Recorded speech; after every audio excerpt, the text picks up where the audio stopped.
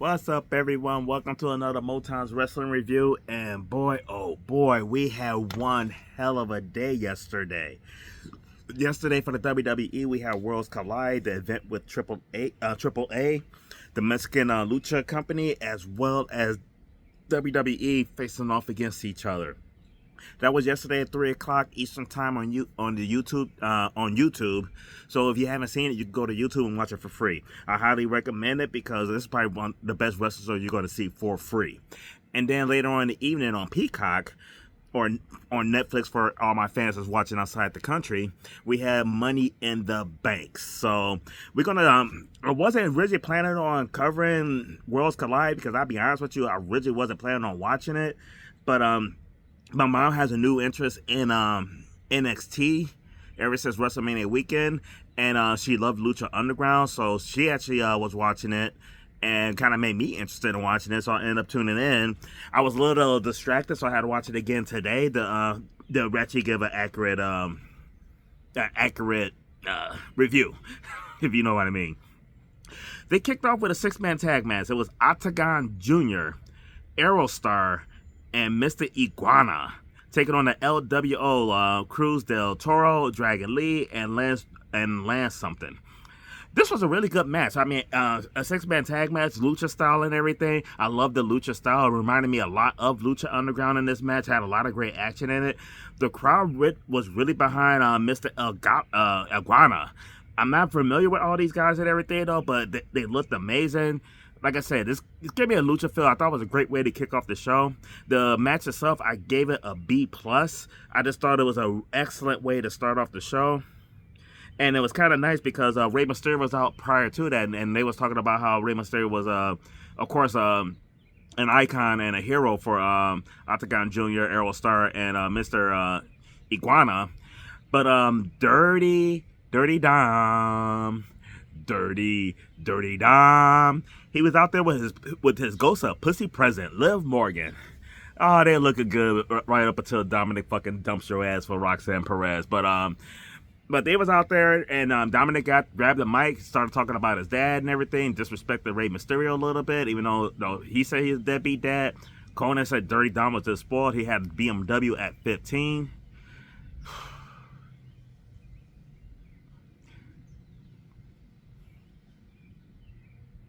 Not even going to say what I was driving at 15.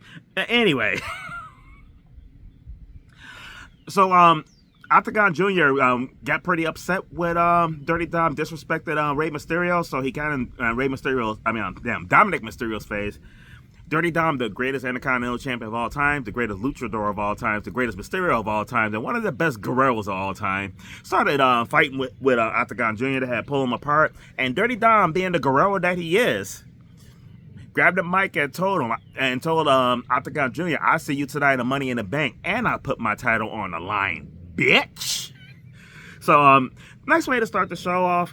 And it's kind of nice because we also set up another match for Money in the Bank. They only have 4 matches on the card anyway, so they could definitely use this match. So I'm pretty happy that they added another one to it.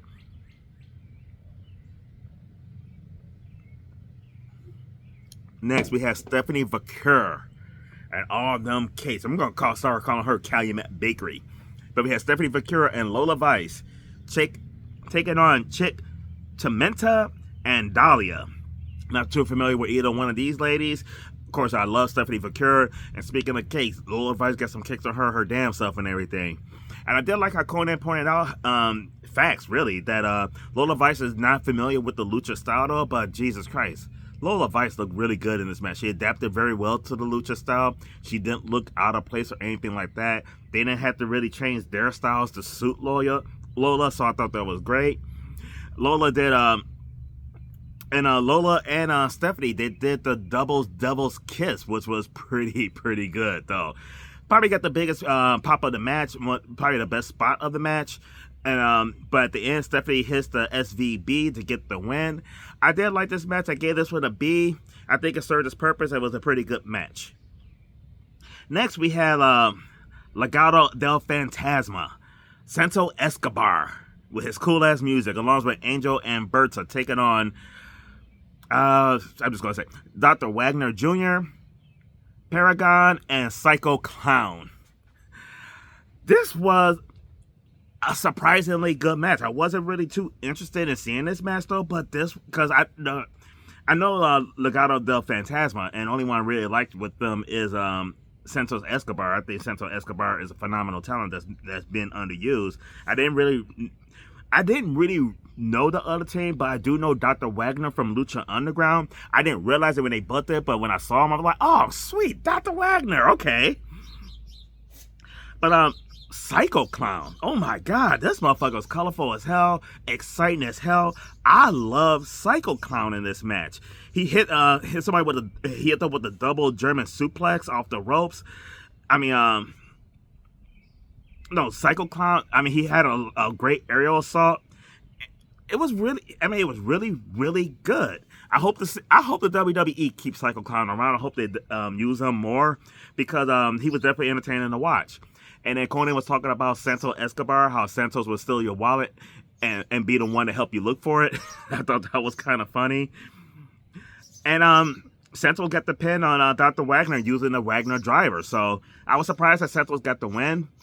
I mean, not saying that he doesn't deserve it. He definitely does, though. But with everything going on with him, Berto and Angel, I really thought it was going to be a turn. I thought something screwy was going to happen. I thought they was going to end up splitting up, though. But they worked well together. The team is still together. And I gave this match a B+. So I was definitely expecting a split, but pleasantly surprised that it went the way it did. Next up, for the North American Championship in a fatal four-way, we have Ethan Page defending his title. Ethan Page representing Canada, defending his title representing America, Javon Evans, and representing Mexico, defending against Rey Fenix and Laredo Kid.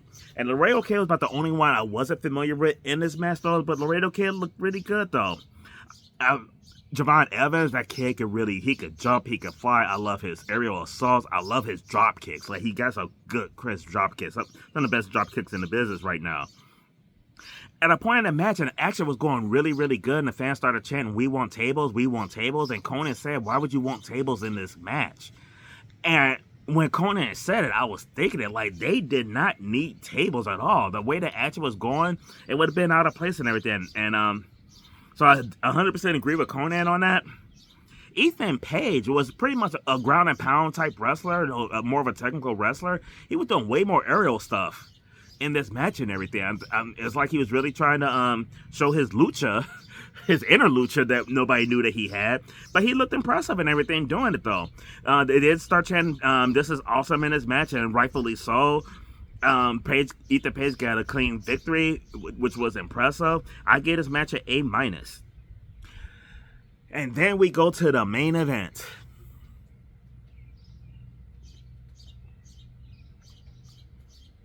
We got Chad Gable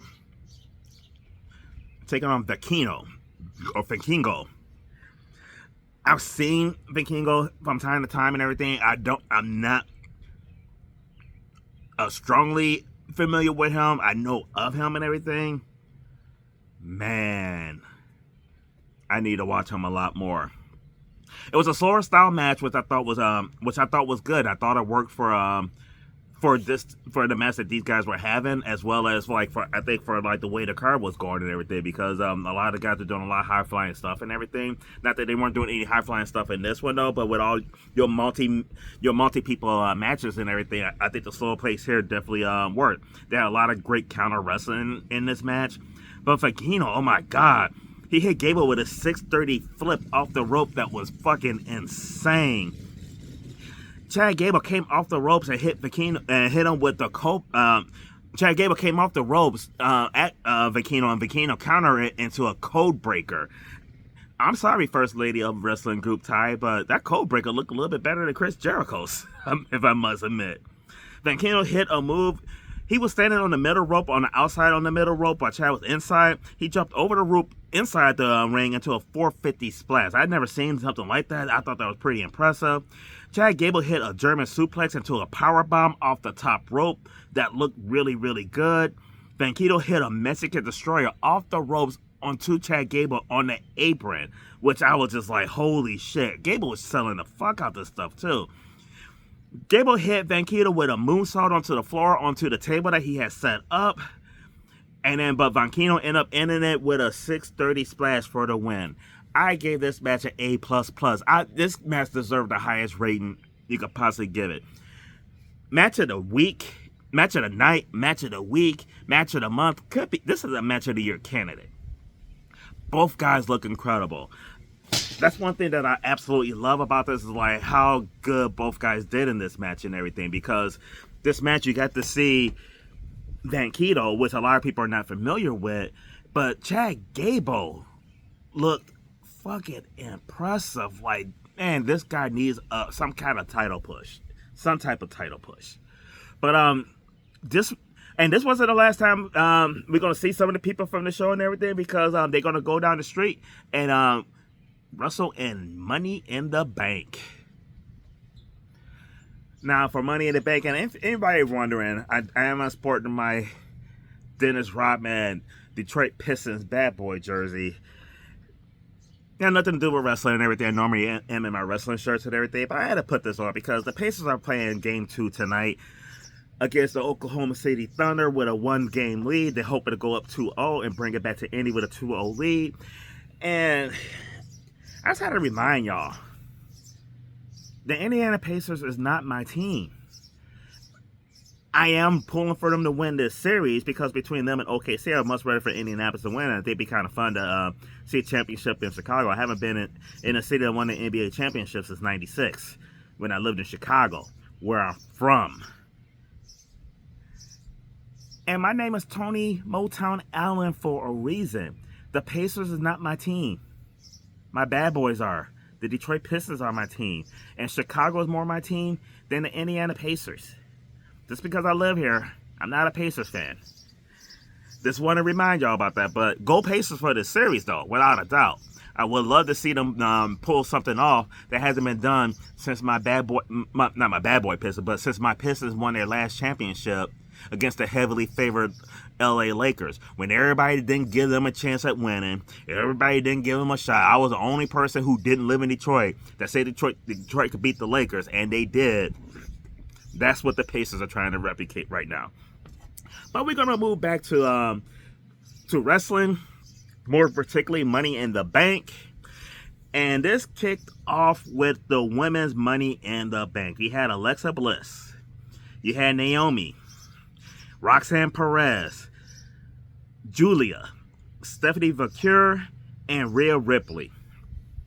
The one thing that I really loved about this match is all the new talent there. Like Julia, Stephanie Vaquer, and Roxanne Perez, less than a month ago, were in NXT. All three of them.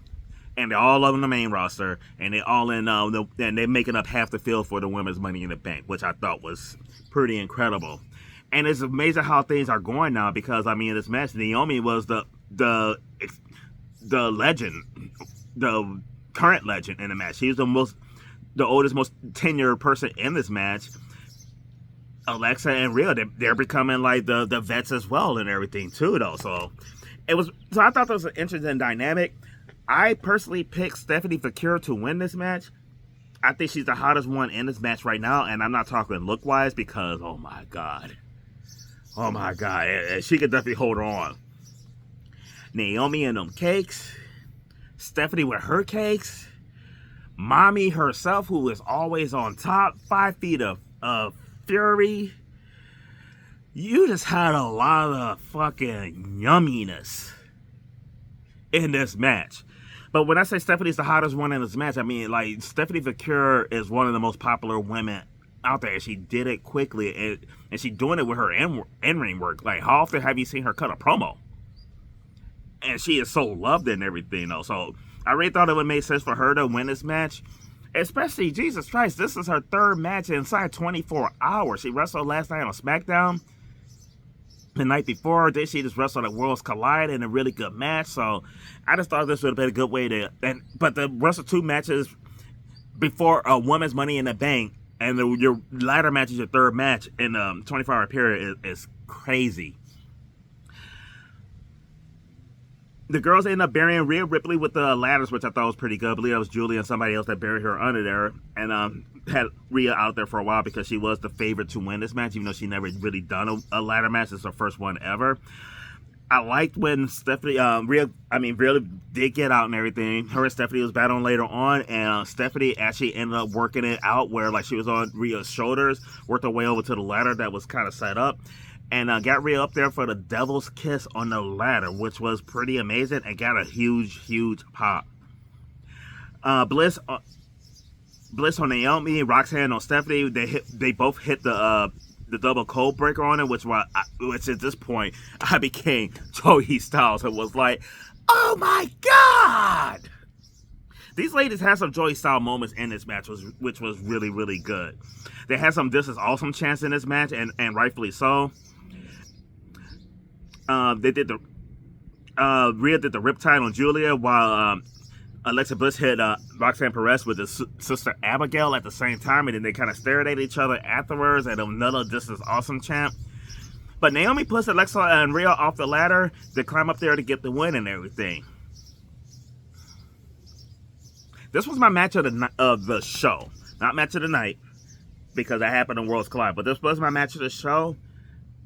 I'm happy that Naomi's getting a push. I'm happy that she won Women's Money in the Bank. I hope it don't go like I think it will. They never had a woman unsuccessfully cash in the Women's Money in the Bank, but I just see her being the first one to do that, which just kind of sucks. I'm not sure if they really went in the right direction with going with Naomi on this. I'm not saying that she doesn't deserve it. She definitely does, though. But just for like how I fear it's going to go. And the other thing that kind of bothered me with Naomi winning is I think she did the least in the match. Like, a lot of these girls outshine Naomi throughout the course of this match and everything. I just kind of felt like a lot of them deserved it more than her and everything. I mean, I wouldn't put it on Roxanne Perez or Julia before Naomi, but the other ones, I could have. I legit could have. So, but like I said, this was my match of the night. I still gave it an A+. I really enjoyed, when I say match of the night, I meant match of the show. I really enjoyed this match. But when I look at this match, and I look at Stephanie Vicure in this ladder match, and she's a phenomenal talent and everything, and I look at Julia in this match, and I saw Ethan Page earlier in the evening successfully defend his North American title, and somebody brought this up on Facebook, and when I saw it, I was just like, they're dead on. What are they doing with Jade? Like, seriously. I mean, yes, she's a former women's tag team champion with Bianca. Bianca was basically the star of the team. They showcased Bianca as a dominant one and Jade as the, like, oh, I gotta learn from you.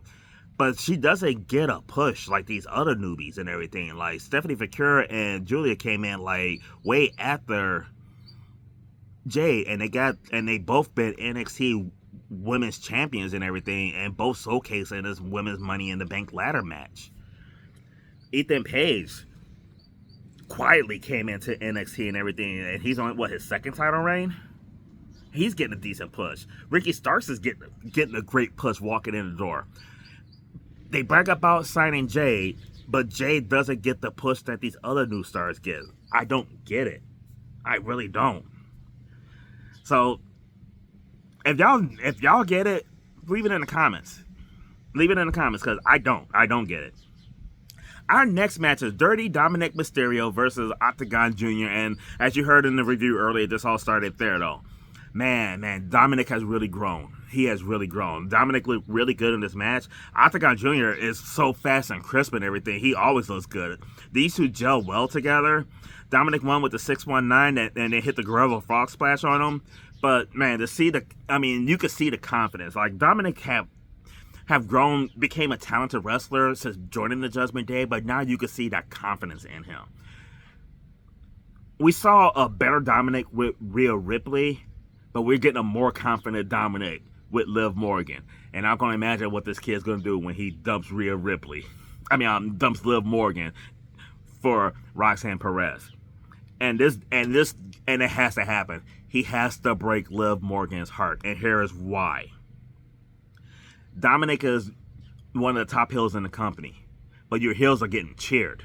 Dominic is getting cheered. John Cena's getting cheered. Seth Rollins is getting cheered. Dominic needed to do something dirty, like dumping Liv for Roxanne Perez, breaking Liv's heart, to get the fans to like go back to booing him and everything. Because as good as this kid is, I miss when he grabbed a mic and you couldn't hear what the hell he was saying though. So We definitely need that though. But the Dominic Mysterio match, I gave it a B plus. I thought was really good. Next, because we're running, I'm running long here, but it is 2 shows that I'm reviewing. Laura Valkyria versus Becky Lynch. Y'all know I really don't give a fuck about either one of these bitches. Just for time's sake, just gonna skip right to the rating. F minus. Give this match F minus. I absolutely hated it from beginning to end. I did like Laura Valkyria attacking Becky Lynch during the intro, and I liked her attacking Becky Lynch after the match, but that's about it, though. My tap out of the night was, in all honesty, Becky Lynch winning this title. But I guess losing to Valkyria didn't work for her sister. Fuck Becky Lynch. Now we move on to the men's Money in the Bank. You got Seth freaking Rollins versus Penta versus El Grande Americano versus Andrade versus Solo Sikoa versus LA Knight. And y'all know me, I'm constantly like, Chad Gable and El Grande Americano are not the same people. If Pat McAfee said they're not the same, then damn it, they're not the same. But real talk, we know they are the same. And I got to give props to Chad Gable. El Grande Americano performed his ass off in this match after Chad Gable did such a grueling match. Literally, an hour or two before this match? I had LA Knight winning this match. I mean, LA Knight in LA. This is the third Money in the Bank ladder match. He's always been like right there, but not quite there. And I thought this was the time to do it. All members focus on Seth in the beginning because Seth was doing all kind of stuff to everybody, trying to get the advantage. El Grande Americana used the ankle lock, which Cole pointed out that was Chad Gable's move. But I like how Pat McAfee pointed out that was also Ken Shamrock's move, and that was also Kurt Angle's move. You can't say that he's Chad Gable because he's using an ankle lock. Penta had a nice spot in this match where he jumped off the top rope onto the floor, but he jumped off the top rope over the ladder into everybody for a splash, which I thought was really, really cool. Andrade hit a sunset flip on El Grande Americano off the ladder, then Penta powerbound Seth Rollins through a ladder. That was a great sequence right there that I really enjoyed.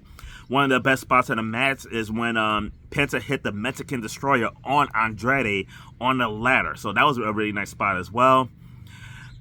El Grande Americano had a good spot on Penta on the ladder as well. There was a lot of good spots in this match. LA Knight selling the Grande Americano off the ladder, and everybody was chanting, "This is awesome" during this match, which it was. Seth started yelling, come out, and out comes Braun Breaker and Bronson Reed. Braun spears El Grande Americano outside the ring. He speared LA Knight inside the ring. And then Reed hit the tsunami on Andrade, which was pretty cool as well. And then Paul points at Solo, and then Jacob Fatu and JC Matanza come out. Then Paul points at Solo, and when Paul points at Solo, because he was pointing at them to get him next. But then out come JC Mattel and Jacob Fatu. They clean house and everything. Jacob was looking really good. Hit Big Bronson Reed with the Samoan splash, which I thought was pretty impressive. All four guys who died in the match were just brawling back and forth and everything. Braun speared JC outside the ring into the barrier and everything, so JC was out of the picture. Then Fatu, after cleaning house, because he's all gas, no brains, brakes. He ended up picking up Jacob Fatu, throwing him into the ring, set up a ladder and everything. And then when Solo was climbing up the ladder, he grabbed him by the leg, pulled him down. Then Solo went to when he grabbed his leg and everything, he yells, "I hate you." He went for "I love you, Solo," to "I hate you." He super kicks him in the face, hit him with the moonsault, and then leaves, which was pretty cool. Then Seth curb stomps LA Knight and get the Money in the Bank win, which I'm not really happy with LA Knight. Seth freaking Rollins winning this. I don't think he needs it. I think this thing was other options that you could have done. Even if he cashed in successfully, it's not going to be as good as a cash in as his original cash in. He had one of the greatest cash ins ever, though. So I don't think that they made the right move giving him the Money in the Bank again. But it is what it is, though. But I'm definitely not happy with it. The match itself, I gave a A- to. Overall, still a good match. But I just don't... I understand why. I just don't think that it was the right move. Next up, we have Cody Rhodes and Jey Uso taking on John Cena and Logan Paul. And this man, Cody Rhodes came out. He had his whoa moment, but It was all about the yeet. Man, we were just yeeting left to right. I swear to God. Once we got done yeeting, because I was yeeting, you were yeeting, my girl was yeeting, everybody was yeeting. Everybody was yeeting. They stopped yeeting, and everybody was like, one more time. And Jay like, really? We went to roll it back, but then Logan Paul's music started. He came out with his drone camera, holding his drone camera, let it fly. So we had that camera angle, and he used the drone a couple times during the match, which I actually thought was pretty cool. Cena came out, and for Cena, it was like he got a huge ass pop. The fans are reacting great to John Cena and everything. They're supposed to be booing him, but I mean, you get the "Let's Go Cena, Cena sucks, you can't wrestle." Yes, you can. I mean, he's getting, but the crowd was definitely really into everything that John Cena does. We had the "We Want Truth chants in this match as well and everything. We even got the Cody Rhodes in the match. But Cena and Logan Paul were doing a sequence where they were tagging each other in and out of the match and everything, and then they started arguing over it. And so there was definitely teasing some heat between them, though. But towards the end of the match, we had a guy come out in a hoodie, spears John Cena. When I saw him spear, I'm like, who the hell could this be? Takes off the hood, and here is R-Truth. Scratch that. Ron Killings.